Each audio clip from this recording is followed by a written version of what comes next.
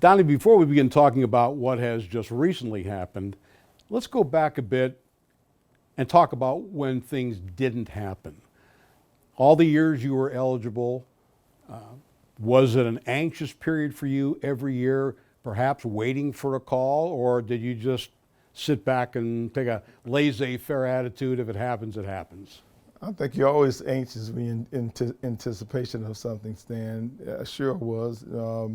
Emotionally, you kind of go up and down, your feelings go up and down, and then you finally stabilize yourself and realize what happened.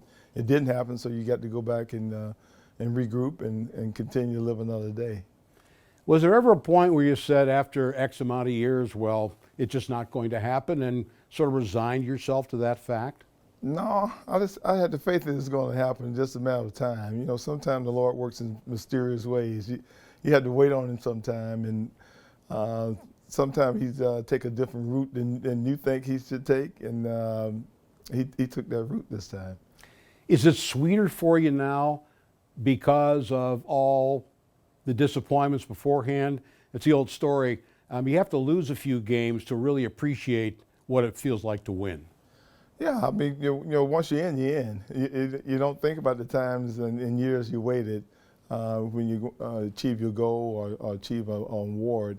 So it's very rewarding. Take us to the night, the day, the phone call. Did you anticipate that you would get some kind of call one way or another? Take us through that day and how it ended up. I thought I was going to get a call. They voted 1 week, but they waited a whole week for they made the announcement. I said, well, geez, I don't, what's going on here? What's another week after all those years, right?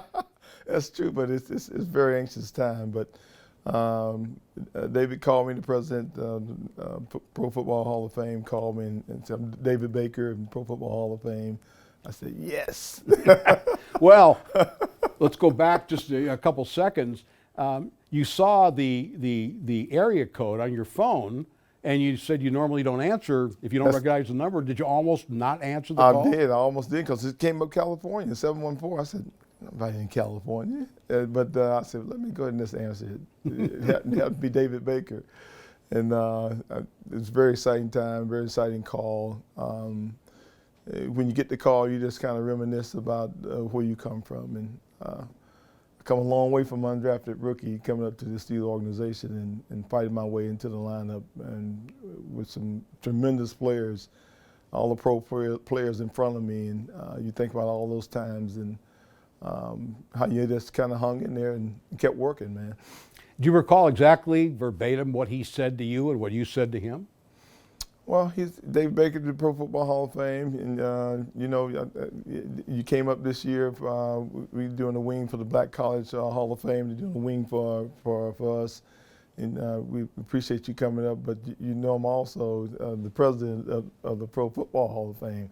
I said yes, and he said welcome, welcome to the Pro Football Hall of Fame. It was just one thing came out was wow. That's the best I could do at that particular time.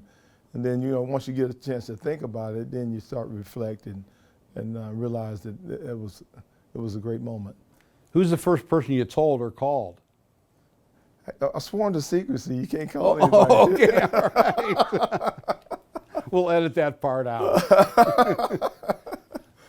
I can't even imagine. That was the toughest part to wait and not tell anybody. I think Harold Carmichael was together in New York last week on the Good Morning Football show, and he said he apologized for the people that he couldn't tell because that's very difficult to go through.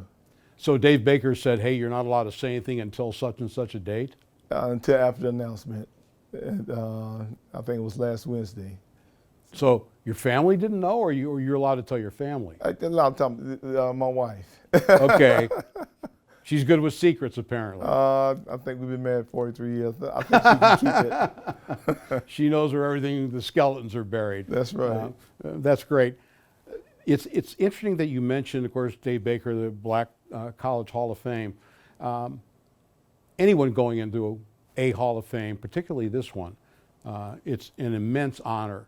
But I'm wondering if it means more to you, coming from the school that you came from, Mel Blount, John Stallworth, the small, then traditionally black colleges, does that have extra special meaning for you to say, I came from there, if I can come from there, so can you?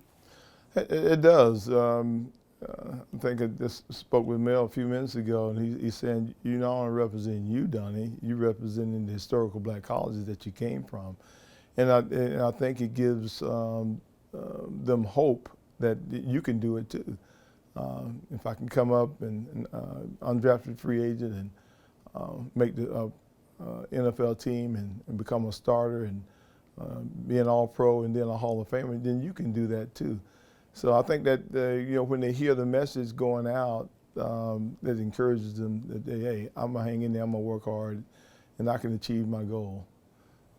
Mel wasn't undrafted, but by the time you came to the Steelers in '74, he was well established as a great player. And I'm wondering, given his background and the school he came from, did that give you any motivation in that same vein that, look where he comes from, I have a similar background, I can make it as well? Stan, I observed the roster before I came up. And I saw that name. I said, oh, my, okay, goodness, he's from Southern.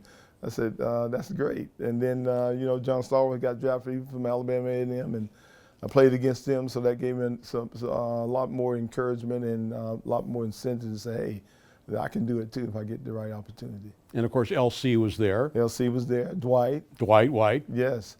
So all those guys was on the roster, and so I looked at the roster, so I said, well, they can make it. I probably can make it too. It did encourage me. Well, Mel is an inspirational figure, and I know you've maintained a very close relationship with him, but he was also very instrumental in helping you along as a rookie when you first got there in 1974, correct? Yes, that's correct.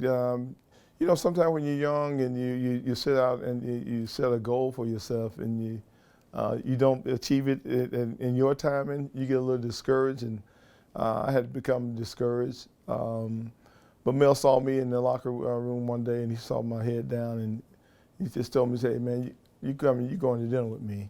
I'm gonna take you to dinner." Yeah, I said, "Is that so?" I said, "I asked him, was he buying?" I said, "Yeah, I'm going then." So I said, he set me down and just shared with me about. He said, "Man, I've never seen anybody play the special teams like you did, like you're doing now, Donnie, and you special. You give 100%. We need you. We're going to the Super Bowl, but we need your effort. And everybody got to do their job, and that's your job, and that's your place right now. But it's not going to always be that way. But for now, you're doing what you're supposed to be doing." So he encouraged me and brought me back into the team concept. It was very important to me. I'm sure that this has occurred to you, but there was an interview that I read with Art Rooney Jr., who was the head of the scouting department, and now 5 members of that '74 draft are in the Hall of Fame.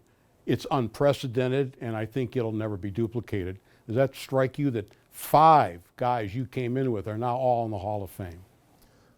It does. It's really amazing. We all had our different journeys. We end up in Pittsburgh. We all came different ways, but we end up in Pittsburgh working together. And it has to sink in a little bit. You think about it and you reminisce about it a little bit. But it was an incredible draft. That draft and the other players who were already there, plus Coach Knoll, 11 members from that group are now in the Hall of Fame. That's something that sort of makes you sit back and say, look how fortunate I was. I contributed, but I was a part of one of the greatest teams and eras of all time. To be honest with you, I haven't thought about that. I like to think about things, and before I can give you an answer on that one. But it is incredible. But I promise you this: the next time I'm in Pittsburgh, I have an answer for you. Okay, I hope it's very soon, and it will be. And also, I know Franco's been kidding you about of the 10 players, 5 were on offense and 4. Now it's 5 and 5. So do you feel like it's almost like Oklahoma drill, offense versus defense, that you're equal now in terms of the Hall of Fame? But after all these years, he's still competitive. He's Yeah. looking at the numbers. Yeah, we're equal, and I'm excited about it, and hopefully we can get a couple more in. Lastly, Donnie, brilliant football career and 51 interceptions and playing all those championships. Is this the pinnacle? Is this the crown jewel in your brilliant football career, making it to the Hall of Fame? Football-wise, yes, as an honor, you can't go any higher. I was in every other Hall of Fame except the Pro Football Hall of Fame, and I'm glad I'm being a part of that, and I can join my teammates this summer.